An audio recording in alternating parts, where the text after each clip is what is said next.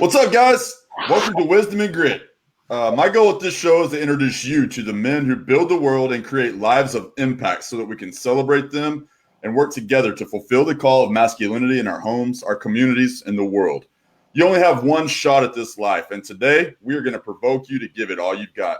Today's guest is one of the most intentional and influential people on the planet. As a prolific and extremely passionate communicator, he's a highly sought-after motivational speaker for thousands of events across the world, including sold-out events such as Funnel Hacking Live, The Edge with Dean Graziosi, and Cole Hatter's Thrive event, where he has shared the stage with modern-day media powerhouses like Gary Vee, Darren Hardy, and Kevin Harrington, to name a few.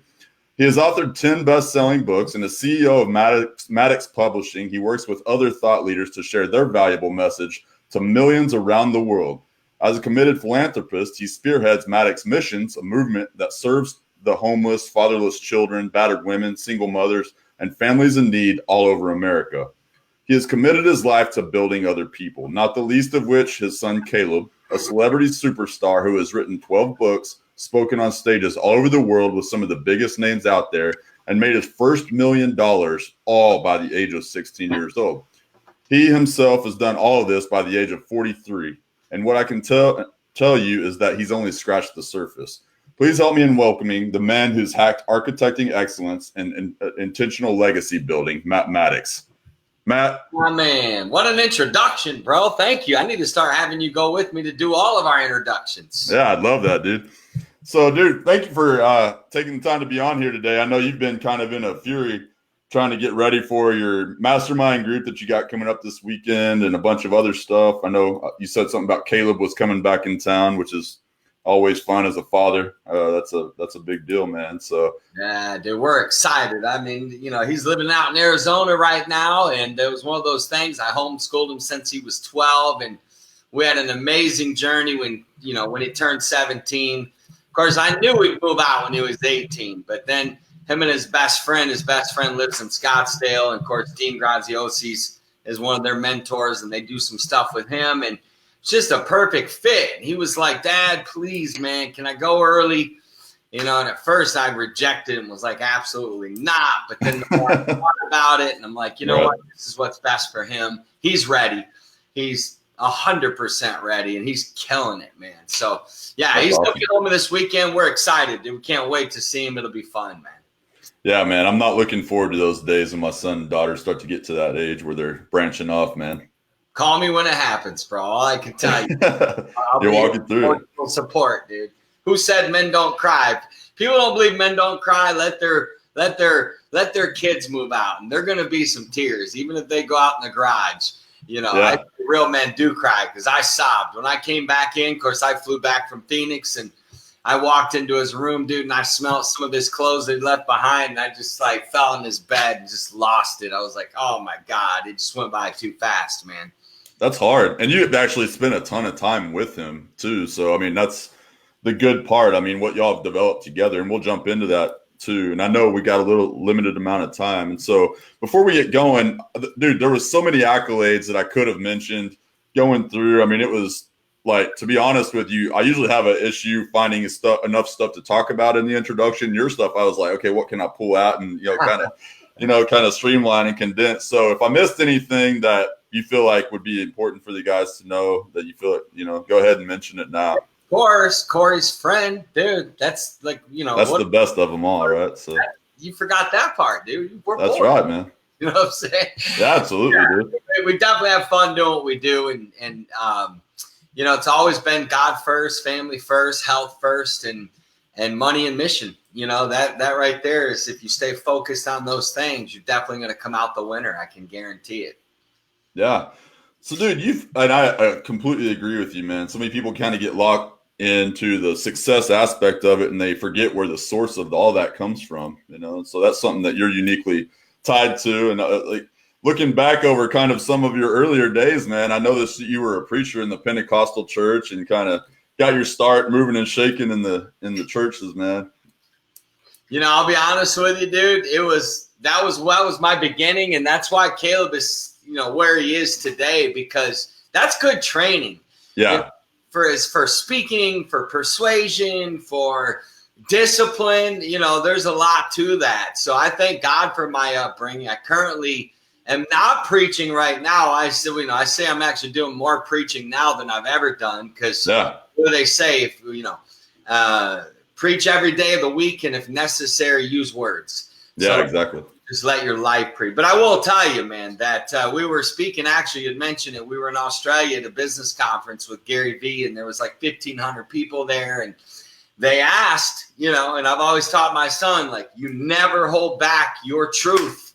And of course, there's always a way to say it, but you never hold back your values, your principles, no matter where you're at. So they asked, hey, what's the real secret to your guys' success? There's got to be, and I said, well, you guys want to know the real secret to our success. In fact, the only secret is God. Yeah. And it was quiet. But then I think one clapped, and then a few others started clapping. It's like you say universe and everybody accepts it. You say God and people like freak out. And I'm like, dude, I don't understand why all of a sudden we get to the 21st century and and God we trust is what we've grown up with, and now it's painted as universe and Mother Nature and all this other. And, I respect that. As far as I understand, that's people's way of whatever. But for me, dude, it's been God first all the way, dude. 100%, man. Yeah, no, I totally get it, and I understand where you're coming from on that. So inside of that, man, you seem to have always kind of had this really interesting just drive, this fire that's in your gut, dude. Like, I mean, from the early days and even till now, and anybody who's spent any amount of time kind of hanging out with you, watching your videos, or, just whatever, the way that you and Caleb interact and all that you're doing. And it's like, man, that was contagious to him. I like kind of, and as I've gotten to know you, man, like it's one of those things that's like super contagious to everything around you. But my question for you is, where did that come from? That intensity that's inside of you, man? Yeah, that's a great question, man. And I guess if I would say three things, one is God, prayer, 30 minutes of prayer a day will definitely keep the fire burning hot inside of you. Two is, Corey, just the deep revelation that we only get one life, and then just very centered, focused on your passion, your mission, and your why. You know what I mean? And the more that I think too many people get away from passion driven lifestyles, and so they get in a rut and they just kind of settle in and start doing the same thing over and over again. And I just didn't want to live that way. I spent a lot of time with my grandfather, and I think that helped me because he had a lot of wisdom and he was full of life, and I just really respected him and admired him. And I think that really rubbed off on me early on, because I watched how full of life he was, how positive he was. So I had three grandfathers. My favorite one, my grandpa Davis, no offense to my other grandfathers, they were great too, in their own ways. But my grandpa Davis, who lived to be 93, was the greatest human I've ever met, because he just, he loved my grandma. They were married 76 years, and I never heard a negative word out of his mouth ever. And he was just so full of life and just so upbeat and just always going. And even down to his last dying day, man, he walked like 3 miles a day. He was just so upbeat. And so, growing up, that had a huge impact on me. And just, I've been blessed with a lot of mentors, dude, a lot. What do they say? If you see a turtle sitting on the fence post, he didn't get there by himself. So, dude, just the impact of personal growth, mixed with prayer, mixed with serving the poor, and a missions-driven lifestyle, and just being healthy and just really living in the moment. And I've been to a lot of funerals. I mean, I've literally lost three. I buried three of my best friends, and so that kind of puts life in perspective when you've been to as many funerals as I have, and you realize how fast life can end. So it kind of really keeps you from getting stuck or living in that negative energy or complacency. And just always having that passion to really just do it and realize that, like, partnering with God, dude, is amazing. I mean, that's the energy right there, my friend. Yeah, 100%, man. So whenever you're going out into the world now, and you've got your hands in, it sounds like a lot of stuff, man, between the Maddix missions, the publishing company, the speaking, and all the other stuff. Like, what is it that you're trying to do with all of that? Like, what is that kind of keeps you going with all of that stuff? Good question, Corey. It's one of those things where in a perfect world, the power of one, right? Focusing on one thing. And so I feel like I do that. Even though I have a lot of things going on, my one thing is God's purpose and God's mission for my life. Yeah. It encompasses spiritual, physical, financial, and relational. And so we tested a lot of different things. Of course, I was a preacher for 20 years. I retired young. And moved over into the business space, and just the missions thing will always be there no matter what, just because it's like a calling, a passion to serve the homeless, fatherless kids, troubled teenagers, single moms. So just like that is something that's just, it's so lifestyle that it doesn't even feel like it's even anything on my plate. You know what I mean? Literally it does. The truth is I don't feel overwhelmed, and I do have a lot going on. But, the goal is this. The goal is to change the world and to impact people. I know that sounds cliche, but and to live life to the fullest and take care of your family and to, just really enjoy life. So everything that we do is to empower people physically, spiritually, financially, and relationally. That's everything. So with the publishing company, we're impacting the 2 M's, money and mission. A lot of our authors are on a mission to do something bigger than just make a few dollars and, get their name in the Huffington Post and, get 1,000, 100,000 likes on a post or 1 million followers on Facebook. We got all these things that we perceive as success, but so few people are really driven with a true obsession for a mission. And so, that for us is so fun to get to teach people how to write their story, to get to be a part of people getting out of their comfort zone and getting their book done. And then along with that is training them to be speakers or build their own business, or so that fuels the money, the mission. And even with My Sales Daily, why do we create My Sales Daily? Because I train my salespeople every day anyways. Yeah. And creating all this content. So I'm like, well, I might as well make some money off this stuff, and so just always think of ways that you can monetize so you can fuel your mission. So all that we're doing comes back to our values, our vision, and our mission, everything. That's good. Everything we do, we're trying to automate as much as possible, delegate as much as possible so we can stay in our flow of creating content, writing books, speaking, coaching at a higher level, and then just, doing stuff like this, where we try to get on a podcast a day just to stay out there encouraging and impacting people. So Corey, as cliche as it sounds, every single thing that we're doing is the whole Think and Grow Rich. It's how can we solve the most problems, serve the most people. And, obviously along with that will come money. Yeah. But both are important, money and mission. I know a lot of people that have a mission but don't have money. And I know a lot of people that have money that don't have a mission. So we're out there just trying to shake people up into getting involved in both. Yeah. Fun making money and have fun doing your mission. So I'm sure you've ran across this because I deal with this or at least experience this a lot with when I'm talking to men is they have something deep inside of them that they want to do. And it's usually mission based to some degree, but they always have this association to the concept that they, need to start it up as a 501c3 or, they're not even coming from a place of financial power necessarily or anything before they actually go out and do that. Obviously, I'm sure you've come across that, right? 100%. Yeah. So how do you deal with that whenever you're kind of dealing? I mean, some of these authors and stuff, I'm sure they're all squared away, but how do you kind of help get those people on the straight and narrow so that they can actually create real impact? Yeah, I think that's a great question, Corey. I think that the key is to teach people the power of simplicity and lifestyle. See, the moment something becomes lifestyle and habit and pattern, you don't have to be motivated. You don't have to have anybody teach you per se. Yeah. But the problem is, this is why coaching and mentorship is so valuable.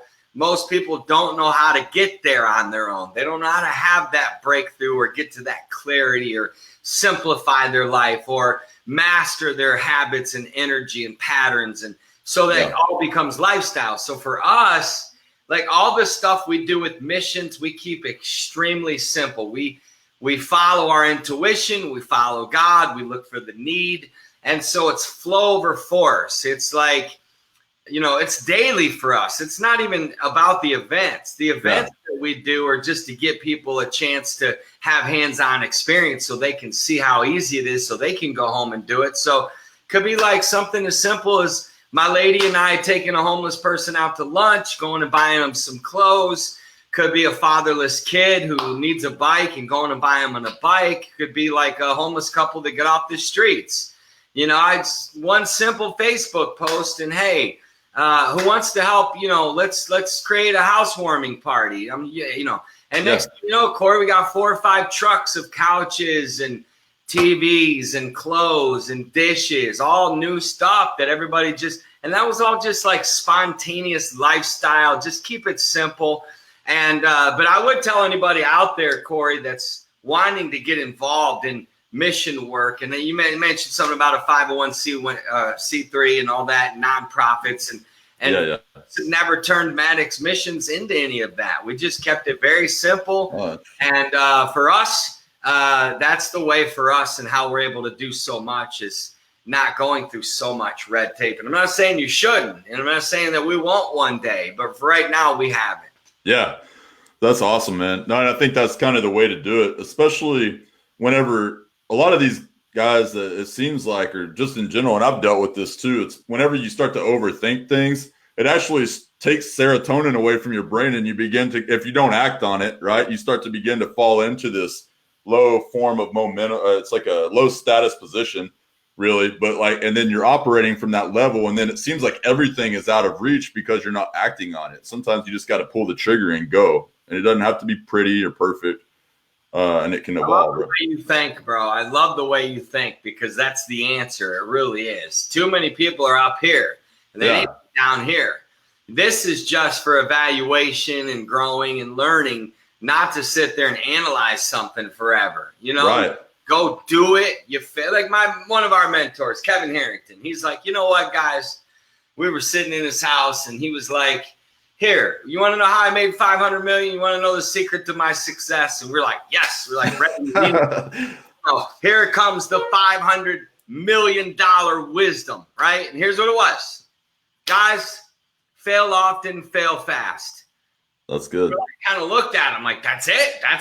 He goes, that's the secret. He goes, 1 out of 3 of my business deals work. The other 2, either I get sued for, or they fall apart, or they're horrible, or they're scams. He said, so in other words, I fail. 2 out of 3 of my businesses fail. Wow. 1 out of 3 make me a lot of money, so like that ability to, again, he's not an overthinker. We've been with him in business deals, and he's very decisive, which is a key of successful people. Yeah. Being decisive. Well, they say even sometimes the wrong decision is better than indecision, because at least when you make the wrong decision, you've made a decision, you can learn from it and move on. Yeah. But I love what you said. Way too many people are up in their heads, man, and it's slowing them down. It's killing their dreams and their mission and what they could be doing, because they're trying to make everything so perfect, and they're waiting until everything's perfect. And by the time everything's perfect, because that doesn't happen, their life passed them by, and they've pretty much done nothing but just overthink about it. That's good. So how long did it take you to actually, and I'm sure you had already been applying kind of what Kevin had said up to that point, but how long did it take you to truly grasp and then act on that feedback that he gave you? Man, you know what? It took me a while, believe it or not, because I used to be an overthinker. I used to be one that I've had a lot of failure in my life, and a lot. It would actually shock people if they knew how much failure I've truly actually had. Same here, man.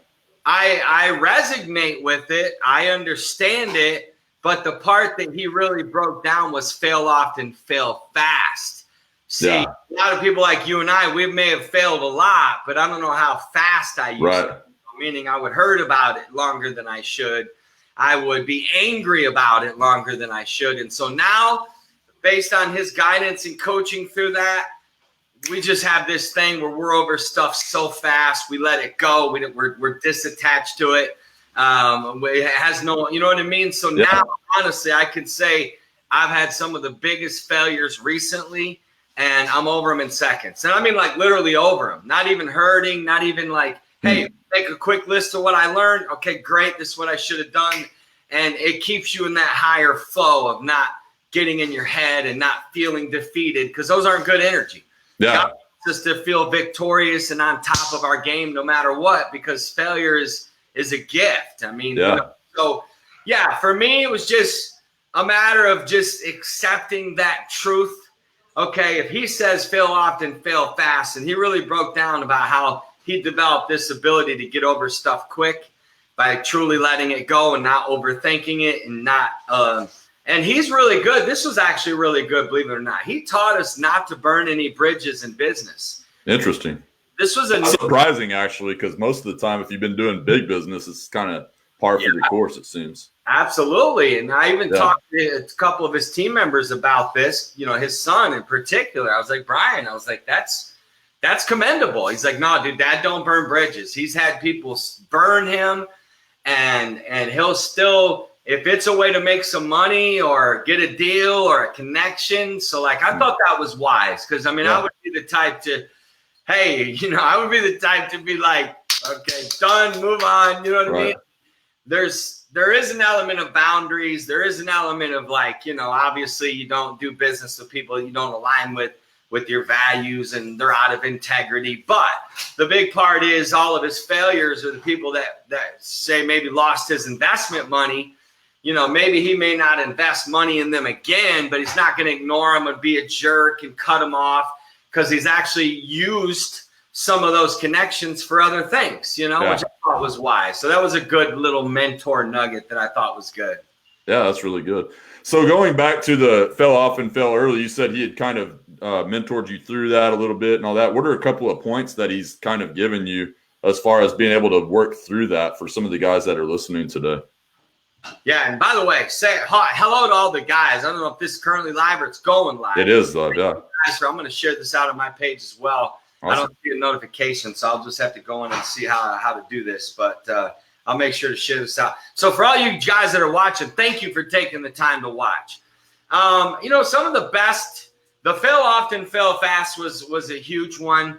Another one that he really taught us was to really, truly, like, create the perfect pitch, because he's taken 50,000 pitches plus.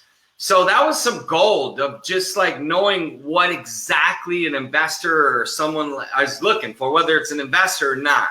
So he's got this formula that he created on how to do the perfect pitch. That was huge. And then just watching him in meetings, the kind of questions he asks that like always comes back to numbers, such as he might say, okay, well, what is your upsell?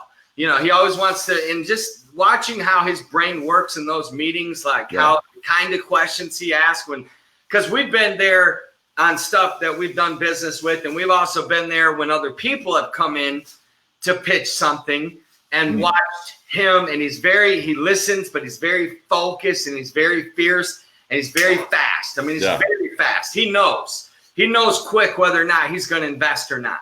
He doesn't take a long time. And he taught us how to, based on the formula he gives on the perfect pitch and based on that intuition and really looking at that entrepreneur. And, there's certain things that he's looking for. And he's like, believe it or not, an entrepreneur having passion is a small element.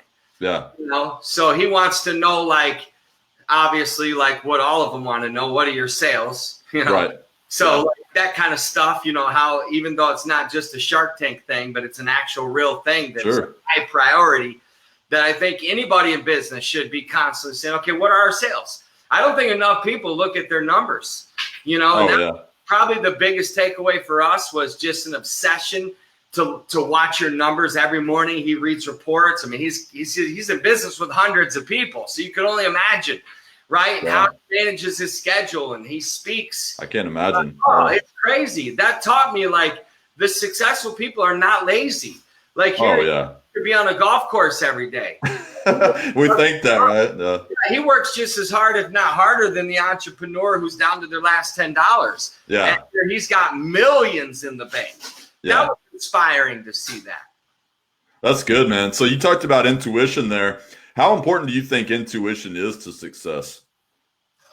Literally. And can it be cultivated is the other question. So. Yeah, it can be. It really can be, and everybody has it. Problem is most people have ignored it for so long and never really developed that relationship with their own intuition, learn to trust it, and learn to stand by it even when it blows up in your face. Because believe it or not, there's things we just will never see because there is a bigger movement to all this, and that's God, you know, of course. Sure. So sometimes, you know, I would say most, not all the time, intuition is God's little whisper telling you yes or no, or you're wrong, right? So it's, to me, life or death. That's the one thing I've taught my son is to really, Caleb, one of the top 10 values I've instilled in him is always honor your intuition. That's good. Especially when it comes to people. Because a lot of times you'll see somebody and you'll just, something will feel off and you won't know why, you know, and it's happened in my mentorship with him where in fact, it happened a while back, actually. There's somebody that's extremely high up in the United Nations and does millions a month. And he, you know, like a lot of people have through the journey, they latched on to Caleb because they can obviously see that Caleb's obviously the next Tony Robbins and beyond. I mean, you know, the things he's created and doing. And so anybody that's smart would latch onto that while he's young, right? So this guy was really trying to like get Caleb in on this business deal. And so I said, well, let's do a 3-way call. Let me talk to the guy. I'll know within a minute. I'll just know. And sure enough, man, and I'm not a skeptical person by nature. I'm just very in tune. Yeah. And, a minute, maybe 2 minutes into the call, Corey, I knew this guy wasn't right for Caleb. And I cut him off like 15 minutes into the call. And I said, sir, I really appreciate your time. I said, we got to go. I said, we're going to have to get back with you on all this. I said, right now, I don't have a good feeling about this. And literally, of course, Caleb this is a fun conversation. He's an alpha male as well. And he's a leader and he's awake spiritually and he's got more passion than a whole army. You know what I mean? Yeah. So I'm getting texts like, no, Dad, don't blow this. No. It's like, you know, while I'm getting ready to hang up and the guy's like, whoa, is there something wrong? You know, and you could tell he's a real strong personality. And I said, no. I said, nothing wrong, bro. I said, I just need to table this right now. I said, I don't feel this is a deal for us or for Caleb. And he was devastated beyond his mind. In fact, he's always trusted me, but this is the one time that really was a struggle. It was tough because it is so bad.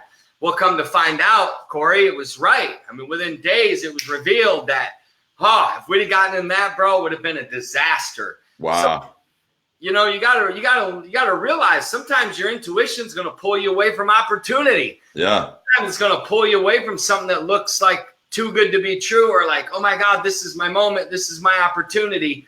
And that's where sometimes you get tested. You know, that's where you sometimes get tested. Like, are you going to honor your intuition even when it looks like it's going to hurt you or it looks like it's going to cost you an opportunity? Yeah. You know, and those are the moments when you really got to learn to trust that intuition. And I said, Caleb, I know it don't make sense right now, but I'm telling you right now what I feel. This guy is not right, man. And that's good, man. Not right, you know? Yeah. So he's successful, but he's not right. Yeah, that's very on point. I literally just posted something a few minutes ago because I was reading it was a Bible study that I was reading through, but it was talking about when David was in the cave of Adullam and he was saying that basically lions will go hungry and they'll be in need sometimes as well, but a man who trusts in the Lord will go without no good thing, or will never go without a good thing, or something like that. And I was like, so that's interesting to me, the word good thing. And I started really thinking about what does that actually mean? Because I think in today's society, we think about good things and it's like, I got a fat wallet, I got a, Lambo out in the driveway, I got all this it's like, what if that's actually not what good thing means? I mean, it could be, right, in some scenario, but like, what if it's not? And like that, the definition or that label literally has the power of life and death in a certain situation. And you just basically, in a roundabout way, hit on what I was talking about inside of that, because it's like what was coming to the table could have been seen as a good thing at first anyway to most people. And if you didn't have that intuition, it could have absolutely devastated them. But you walking away from it was actually the good thing, right? Yeah, because you're exactly right. I love that, by the way. And you're so right. We some of the things we perceive as good and what we perceive as bad is usually the bad is the best that's ever happened to us, and the good could be the worst that's ever happened. And not always. And I don't want all the men that are watching to you guys, let me encourage you to just have your set of values. Like God had 10 commandments, right? So what are your 10 non-negotiable values, principles that no matter what, whether there's millions on the table, whether there's the girl of your dreams, whether it's an opportunity, whether it's a business partner, whether it's your best friend, your values are your values. Case in point, we had an opportunity. We were first blown up, right? In the beginning, we got an invitation to speak for Keller Williams at their national convention, like 20,000 real estate agents. Oh, wow. Just so happened that it was the exact same date we were already booked to speak at this event with 100 people. Man. At first, there was major temptation. Caleb's like, Dad, this is no brainer. Let's just cancel the, 100-person event. We'll be speaking to 20,000 people. They'll even probably understand, and I was like, no, I said, can't do that, man. I said, that right there. I said, let me give you an example. I said, by doing that, right, it looks like a better opportunity, but you got to remember that there is a big picture to all of this. There's 5 years down the road. There's 10 years down the road. There's 20 years down the road. Like, dude, if you're constantly chasing, where else could that show up in your life? Is that going to show up when you get a girl and next thing you know, somebody that, is younger or attractive comes along? Like, are you creating, bad patterns and bad, so like, you got to be careful to discern what's good and what's an opportunity or what's right. Yeah. Or what do I got to do? What's best for me and my family, or what's best for me and my business, and just really check yourself from time. That wasn't easy, bro. That was not easy at all. Oh, I can imagine. I like how you tied that too to having the 10 commandments, because it's like even God had that set out, for us, obviously inside of that. But it's like, that's a good point. And, having that good framework for how we do life and those non-negotiables. That's powerful, man. The commandments aren't to punish us or keep us from anything amazing. Right. You study them, they make our life better. They cause us more success, more happiness, more peace, and ready for this, even more freedom. Yeah. So that's what I teach people about, values and principles and boundaries. Is that doesn't confine you, that sets you free. Yeah. Like even the 10 commandments in God's way doesn't like keep you from this, turn you into this like person that can't smile and can't have fun and can't have pleasure. It gives you the most amazing freedom that you could possibly have. Yeah. 100%, dude. Yeah. So going back to the intuition thing real quick, and I know you've got to go, so I want to be respectful of your time here. But we're good. Okay. The Bible talks about, dude, to train up your child in the way that they should go. And the big thing that I see, or the big issue that I see, in parents a lot of times, is that they've got their children before them and they're not taking the time to see their natural leanings, right? And their natural giftings and stuff, and then help them develop those, because their child's not going to know, right? So, and I know you had to have experienced this with Caleb across the board, and kind of already seeing some of these natural progressions in his life, and then how to take those and then feed them, right? But also help him set healthy boundaries and disciplines around that and all that kind of stuff. Like, how did you know how to see those things, or was that intuition primarily? And then what would you say to a father who wants to be able to see that in his kids and then help them become, their version of the Caleb that they were created to be? Man, let me tell you, you're one of the best interviewers out there, bro. You do it. Thanks, really man. Appreciate it. So, Corey, listen, everything comes back to, and I would tell any of the men, I don't know where everyone is on their faith, but the book of Proverbs is a life-changing book. If you were an atheist, I would crawl on broken glass and beg you to read the book of Proverbs, because it would make your life better. Like, awesome. It's better than Think and Grow Rich. It's better than all these books on these bookshelves here. It's the greatest book in the world, in my opinion. So one of the principles in Proverbs says, without a vision, the people perish, right? Yeah. The opposite of that is if we're dead, if we're done, there's no success without a vision. There's nothing. With the vision, we thrive. We have success. Right. Everything comes back to clarity of vision. Having a clear, kind of like Walt Disney, right? When he stood on, I believe it was Disneyland out in California when it was finally built, and some people were like, wow, what's it like to see this now that it's like done? And he's like, no different. I saw it a long time ago in my mind. Wow, that's cool. The power of vision with Caleb, I already saw it. I saw it before it was him. So that I developed a clear vision of the kind of character, the kind of work ethic, the kind of money, the kind of lifestyle that I wanted my son to have. You know, what's the Bible says, speak those things that are not as though they are, right? That's the power of faith and vision. Yeah. So applying vision. So I knew that there was so much clarity. So then because I had that clear vision, I was able to work towards that. I was able to like teach and mentor and spend that time and speak those things into his life because I knew.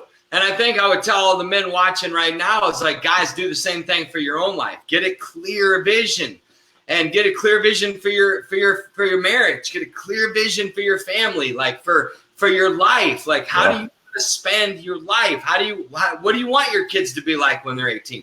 I knew, Corey, that by the time my son turned 18, I wanted to be a millionaire, not because of the status, not because of any of that, not even because of the success part of it.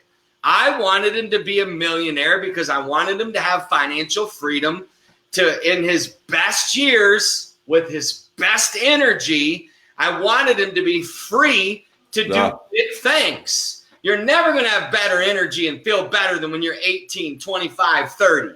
But unfortunately, most 18, 25-year, 30-year-old people are still clouded up here.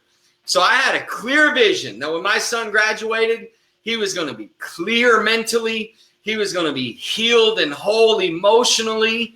He was going to be on fire financially. And he was going to know who he was and what his mission is.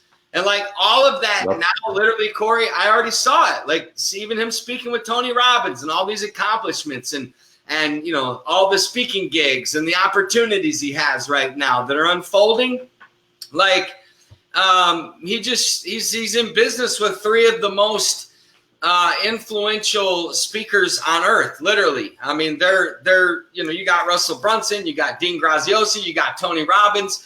And, you know, to see that he's doing that at age 17, but it's no shock because I saw it a long time ago. Like Walt Disney, I already saw it right here. I played the movie in my mind and I played those pictures. And that's why having a vision board and affirmations and just belief, right? Belief that it can happen. And I can honestly say, Corey, everything that I've envisioned with clear vision, and then, of course, you put that emotion into it, and then, of course, then comes action.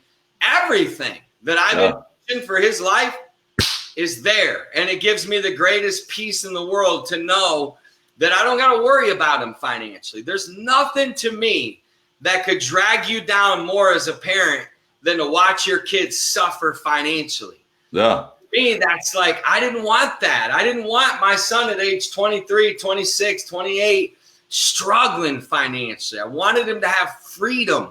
So that to me is everything, Corey, that every man watching this Facebook Live right now must go get alone with yourself. And you know what? Don't approach your vision with your failures and all your weaknesses and all your shortcomings in mind. Approach your vision with passion and excitement.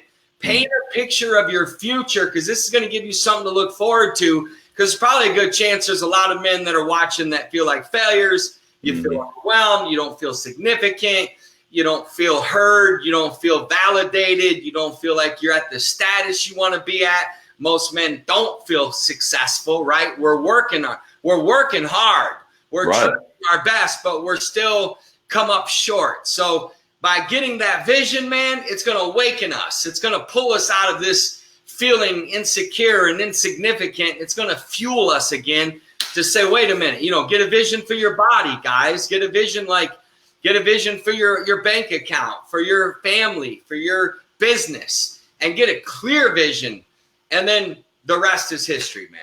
Yeah, then execute on it. I mean, just go, right? I mean, and it doesn't have to be perfect whenever you're doing that. Do you have any tips on the visualization aspect whenever you're kind of doing that? Because that can be hard for a lot of guys, at least from the conversations that I've had. Yeah, I really can. But, it's kind of like this, right? Yeah. Let's suppose it's hard. You know what I'd say? Suck it up and deal with it. Meaning, I don't mean that out of like not showing any compassion. I'm meaning this is our problem in our society. And this is why we don't have a lot of people that are mentally tough. See, if you had to say one of the top 3 things I instilled in Caleb that has given him the ability to do what he's done is mental toughness. It's good. Visualizing when your brain is on a million other things and you want to go do and it's like, this is hard, Dad. It's facing the silence, right? It's the discipline of silence. It's the discipline of saying, I'm going to make myself sit still until this timer goes off. My phone is on airplane mode. And all I'm going to do is just visualize my future. And so because my son was big into sports, I was big into sports. I knew the power of visualization because even the greatest athletes in the world, Olympics and some of the professionals, they will tell you that their visualization is equal to their practice, meaning doing it up here is equal as going out and actually practicing it. That's the power of the mind and the power of visualization. So I'll give you 3 quick tips. Do it daily, number 1. Start with a vision board. So there's 2 ways you can do a vision board, right? Because pictures impact our mind. You can go old school and go to the office store and buy a big old poster board and go start printing off pictures out of Google or magazines, and that takes forever. What I did and what I had Caleb do is just Microsoft PowerPoint and just go to Google and boom, it'll take you minutes to create, get a picture you want. And what I did is I inserted all the words that were important to me, right? Such as discipline, focus, love, execution, all my power words. Yeah. And I put pictures after every word about my future, people I wanted to meet, people I wanted to speak with, places I wanted to go, everything that encompassed all the foods I should be eating. I literally on my vision board have all the top foods that I know I should be putting in my body. So what I do is I look at it on the daily. And I look at it slow and then I look at it fast. So what I'll do is I'll go through and I'll look at it and then I'll go through and I'll do it so fast because they tell you it's all about getting into your subconscious anyways, right? So doing that before bed, doing it in the morning, dude, it's life-changing. So it's constantly showing you pictures of your future and what you want. That's going to fuel you. That's going to drive you to execution if you're doing that on the daily. And then having that time, you call it meditation. See, when I meditate, I do meditation and visualization. I do 20-minute sessions myself. I put on, and babe, can you grab my eye pillow for me real quick? I'm going to give them a visual here. Awesome. So what I do like first 10 minutes is gratitude. It's just, and what's cool is, Corey, I have fun with this. Think about, how old are you now? 40.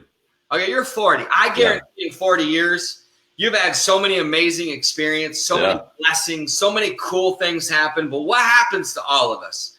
We get so busy that we never reflect. Very few of us have thinking time. Thank you so much. So, I put on my little eye pillow here, Corey, like this. And I'll put some Pioneer beats. I can't see you, Matt. Yeah, I know, bro. I'm just messing with you. It's so dark. And what I'll do is I'll put this on. And put on some binary beats or meditation music, put my phone on airplane mode and set a timer for 10 minutes. My first 10 minutes are just gratitude, replaying in my mind. It's like watching a movie, right? Our mind is so amazing. So I've just watched this movie in my mind of all these amazing moments I've had in my life. And I'll smile and I'll be like, wow, then I'll reverse it. And then when that 10-minute timer goes off, the next 10 minutes, I play movies in my mind of my future. I play it like I see it and I'll feel it. And I'll just like feel that feeling of like that excitement of this is what it's going to look like when I'm on stage or when I'm on Oprah or when I'm, when I'm with Caleb and we're giving away 1,000 bikes to kids, or we're buying a brand new house for a single mom and a fatherless kid, like just playing that in your mind, Corey, is huge. Daily, though. It has to be daily. It's got to become a practice where you visualize daily. Like if your relationship is horrible, right? So what do? We keep thinking about how horrible it is. Yeah. Well, without a vision, the people perish. You don't have a vision for your relationship. That's why it's perishing. So why don't you and your partners spend 10, 15 minutes a day visualizing this love that you want, visualizing the romance, the sex, the excitement, the connection. Yeah. So that in your mind, as a man thinketh, so is he. You literally are your thoughts will become physical. So why not control your thoughts rather than just let them flow through visualization? And that would be my top tips, Corey, for people to really break through on visualization, is have a vision board, do it every single day, and then make sure that you do a vision where you put feeling into it. You make sure you believe and then I've created affirmations and goals centered around my vision too. That's amazing, man. Thank you for sharing that process with us. I appreciate that a lot. Yeah. Inside of your visualization, like what is the pinnacle? Like what is the thing that just like above all things to you? If you don't mind sharing that, if you don't feel comfortable with it, that's cool. What is my favorite part? You what? And what is my favorite part? What is your pinnacle of your visualization? Like, so the best thing that could happen as you can see it at this point in the future. Dude, for me now, it's everything got to do with Brianna and I. Like when I visualize that, it's like puts me in this state of just insane happiness and awesome. It gets me excited. And then when I visualize our mission, and I visualize what Caleb's doing. So between her and Caleb and the mission and what's going on, it just, man, dude, it fires me up. It really does. And like all I need is just, so I do daily, but sometimes I'll do many times throughout the day, I'll pause and visualize and think deep about something that I know I want for my future. So it puts me back in that place of excitement, passion, and whatever. So if that answers your question, that would be it for me, man. That's what puts me in that high flow excitement. You know what I mean? I love it, man. And for all the guys watching, I just want y'all to know, I told y'all at the very beginning of this, you were going to get so fired up to go out and actually live your one life. And I knew that would be the case, but guys, you have permission. Like for some of you that have forgotten how to dream, and I know that a lot of the guys in here are movers and shakers, but who knows who's going to see this down the road. But you have permission. If you've been looking for it or whatever it is, you now have it. Like you've got it from Mike and I, right? Or Matt and I. So like you're good to go. Like just go out there and make it happen. So I have one last question for you. In your opinion, what does it look like to be a man, or what should a man's life represent? Dude, actually, I appreciate you asking this because I'm actually writing a book about this because I'm an alpha male, right? And I've been single for 14 years, and being in that world of masculine, and I actually have a group of young and old men here in St. Pete where I live. We call it the Wolf Pack Mastermind. Oh, awesome! It's a free deal that I do just as a service to give back and empower men. And there's about 15 men that every Wednesday night at 8 o'clock, we meet up on my roof and we go deep, Corey. We talk about everything from spirituality to sex to relationships to money to attitude to work ethic, you name it. Yeah. One of the things that we have a creed, right? We have a creed that we follow, that we read off. And to me, the greatest definition of a man being a man has nothing to do with his biceps, has nothing to do with a beard, has nothing to do with his truck. Can he hunt? All the talk of alpha, beta, the single greatest description or definition of a man being a man is, does he know how to truly treat ladies? And see, I'm writing a book about this called The Alpha Gentleman.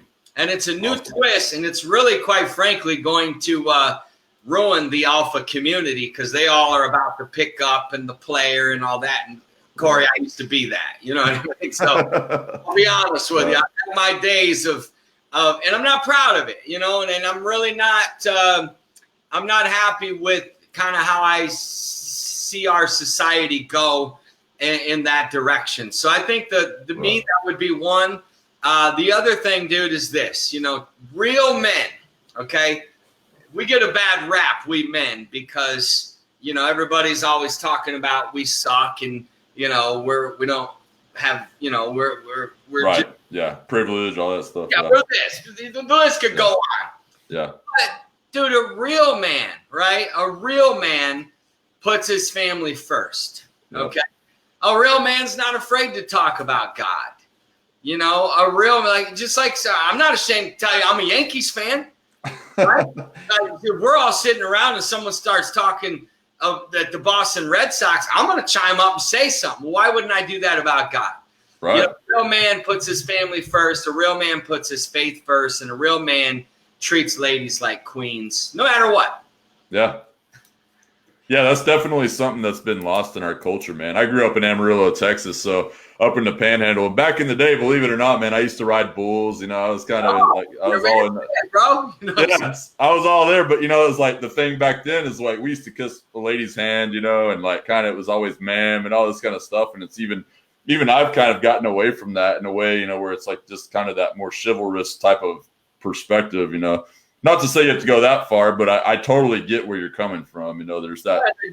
I do believe that men should do more manly things. I think too many men have gotten away from the warrior mentality, the alpha energy or the alpha brainwaves, you know. And I think whether you're a beta or an alpha, I think every day you should try to put yourself in alpha state as a male. Sure. We're hunters. We are providers. It's on us. Yeah. You know, we got to take care of our family. You know, we can't let our spouses and kids feel pressure and stress. And so there's a lot on us, but that's okay. Instead of letting that stress us out, let it awaken the warrior within us and just get that alpha energy going and go get it because we all have the ability to do it. Corey, I know you said one more question, but if any of the brothers on here want to pipe in a question, I'm more than willing to stay just a few more minutes. Awesome. If there's any questions that they all right, want. guys. If y'all have any questions, hit them up. Let's put them up. In the meantime, what you were talking about as far as what was it? Just a minute ago, you said something that triggered me. I lost my train of thought there for a second. It's all good, man. Oh, so far, dude. Anyway, this has been really, really powerful, man. I know that a lot of these guys are going to be walking away as changed men because, man, I really feel like we need to be challenging men in that way.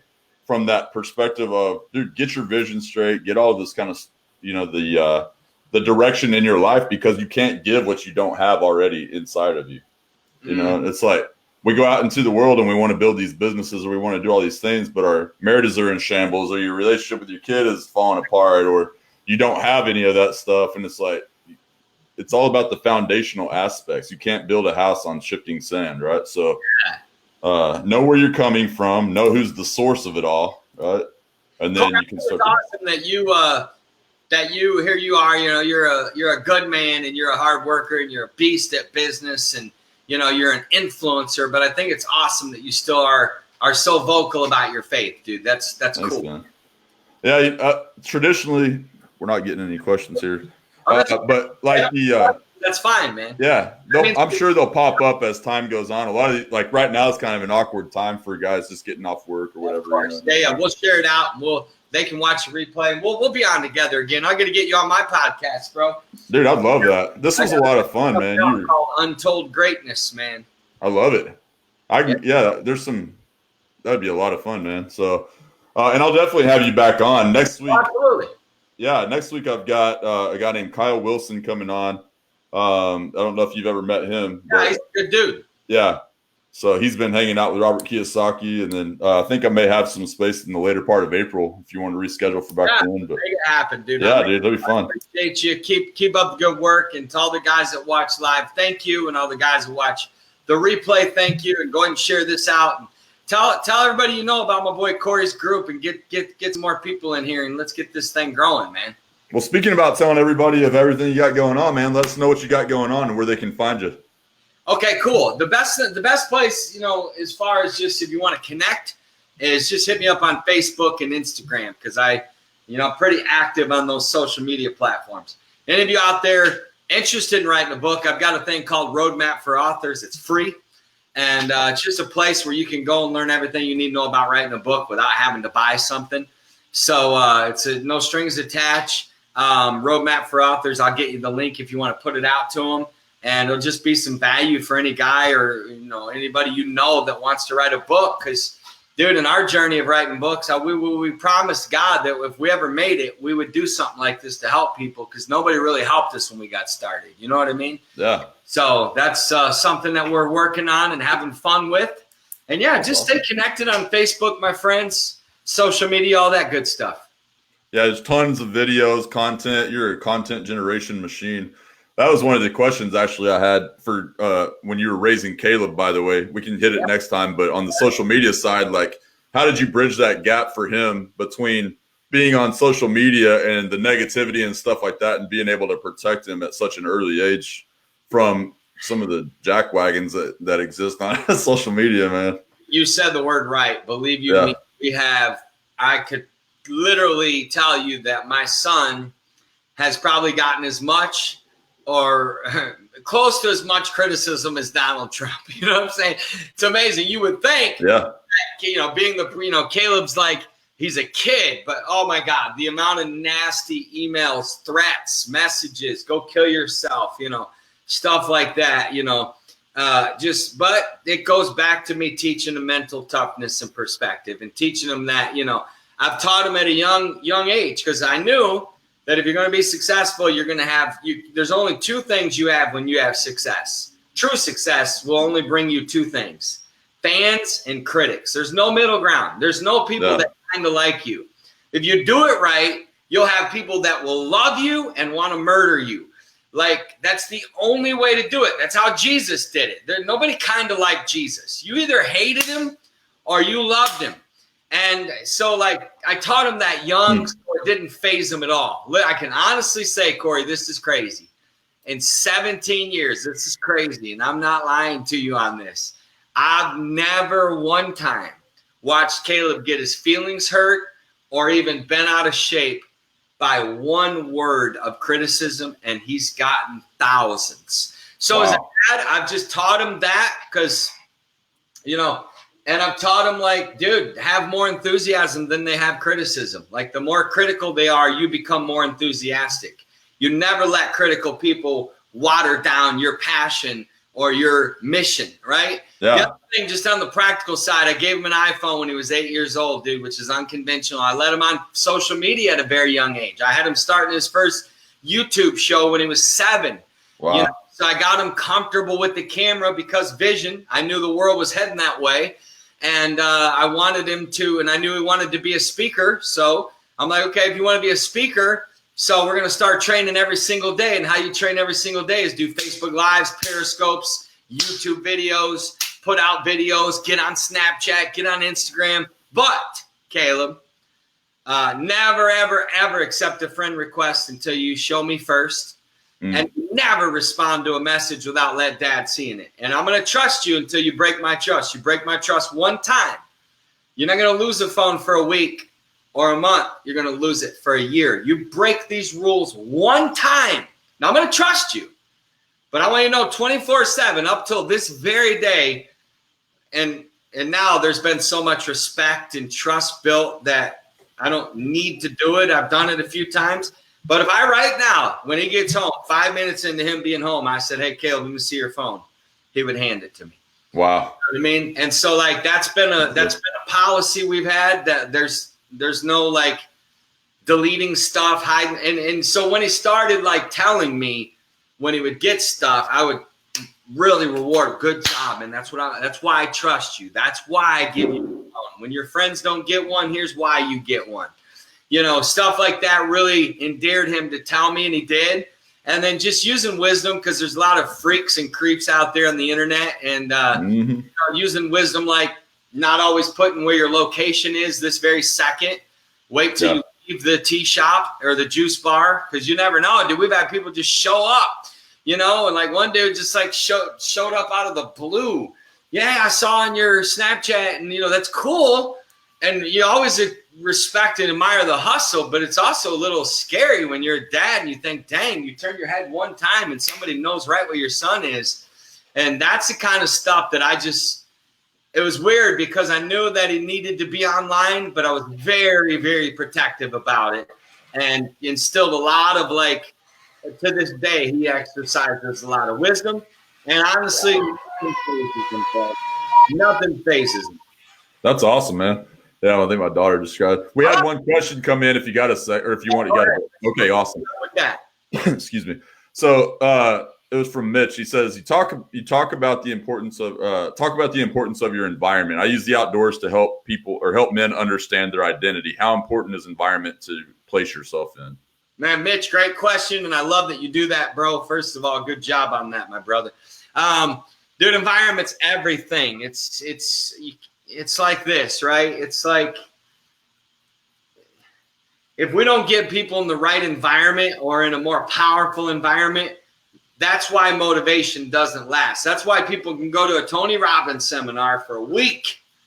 And most people, and this isn't saying Tony's stuff isn't powerful. This is just the game. This is humanity. Most people go back to their old ways. Why? Because they didn't change their environment. So like I would be radical about making sure that your environment, and that you could go as practical as like not having clothes in your closet that you don't feel sexy or good in, get them out. You know what I mean? Not having a lot of clutter or junk in your house, you know, that type of environment, not allowing negative people around you in your inner circle. That's environmental, you know, not allowing a lot of like negative movies and TV and like, you know, even on your social media is an environment. Delete and block people that are toxic. You know, there's plenty of people that want to be your friends. So just make sure you build your whole life around a healthy, safe, powerful environment. Church, you know, friendships, family, not all of your family. Just because your family doesn't mean you should be hanging out with them. You know, there's certain family members I'll be nice to them at a family gathering, but I will not let them in my inner circle just for that very reason. So, Mitch, you're right on target, bro. It's everything, man. It's something that we have to be radical about to make sure we protect our environments and make sure that we are in the right environment that's going to empower us and that's going to make us better and stronger and wiser and healthier, healthy people, you know, not toxic-minded, ego-driven people that are insecure and negative and jealous and hateful and gossipers, you know, so your workplace could be, you know, all those things, they all impact, you know, but you just take control as much as you humanly can to make sure your environment is clean, powerful, clear, and healthy. Matt, you are dripping with wisdom, my man. I love it. Appreciate you so much, dude.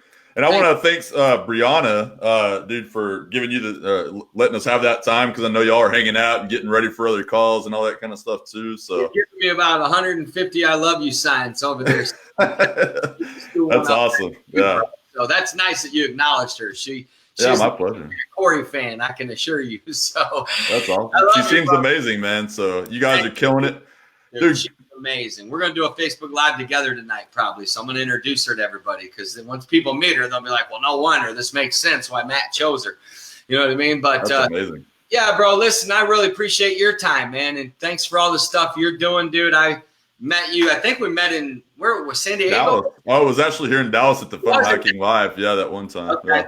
Yeah, and just from that moment, I felt like we had a brotherhood and just connected in line, and, you know, throughout just watching what you're doing, and I admire and respect, bro. And thanks for having me on, man. My pleasure, man. Anytime. Well, all right, brother. Well, anything I can do to help you, anytime you just mention it, or anybody in the group, and I'll be happy to jump in and serve you anyway, man. So thank you. And all you other guys, thank you so much, man. I love y'all. Thank you. Corey, thank you, brother.